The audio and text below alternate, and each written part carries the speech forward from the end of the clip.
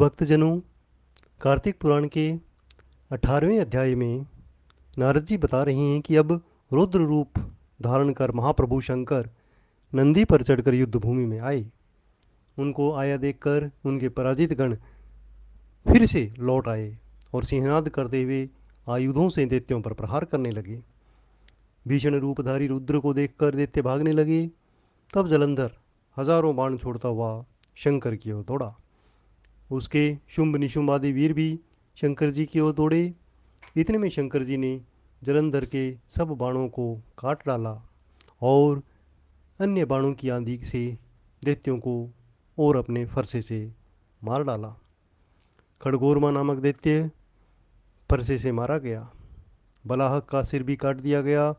दसमर भी मारा गया और शिवगण शिशि ने प्रचंड नामक दैत्य का सिर काट डाला। किसी को शिव जी के बैल ने मारा, कई उनके बाणों से मारे गए। ये सब देखकर जलंधर और शुंभादि दैत्यों को धिक्कारने और भयभीतों को धैर्य डोलने लगा, पर किसी प्रकार उसके भयग्रस्त दैत्य युद्ध में आने को तैयार नहीं दिखे। जब दैत्य सेना ने पलायन करना आरंभ कर दिया, तब महाक्रुद्ध जलंधर ने शिव जी को ललकारा और 70 बाण मारकर शिव जी को दग्ध कर दिया। शिव जी उसके बाणों को काटते रहे, यहाँ तक कि उन्होंने जलंधर की ध्वजा, छत्र और धनुष आदि काट डाले। फिर 7 बाण से उसके शरीर में तीव्र आघात पहुंचाए। धनुष कट जाने पर जलंधर ने गदा उठाई। शिव जी ने उसकी गदा के भी टुकड़े कर दिए। तब उसने समझा कि शंकर जी मुझसे अधिक बलवान हैं, अतएव उसने गंधर्व माया उत्पन्न की और अनेक गंधर्व अप्सराओं के गण पैदा हो गए। वीणा मृदंग आदि बाजों के साथ नृत्य व गान होने लगा।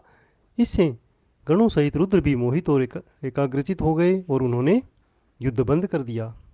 फिर तो काम मोहित जलंधर बड़ी शीघ्रता से शंकर का रूप धारण कर वृषभ पर बैठकर पार्वती जी के पास पहुंचा।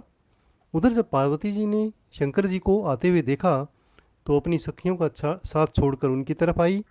उन्हें देखकर कामातुर जलंधर का वीर्यपात हो गया और उसके पवन से वह जड़ भी हो गया। गौरी ने उसे दानव समझा और अंतर्ध्यान हो उत्तर के मानस पर चली गई। तब पार्वती जी ने विष्णु जी को बुलाकर दैत्याधम का वह कृत्य कहा और प्रश्न किया कि क्या आप इसे जानते हैं। भगवान विष्णु ने कहा कि आपकी कृपा से मुझे सब ज्ञात है। हे माता, आप जो आज्ञा करेंगी मैं उसका पालन करूंगा। उस दैत्य ने जो मार्ग खोला है वह अनुसरण उचित है। मैं तुम्हें आज्ञा देती हूँ कि उसकी पत्नी का पतिव्रत भ्रष्ट करो, वह दैत्य तभी मरेगा।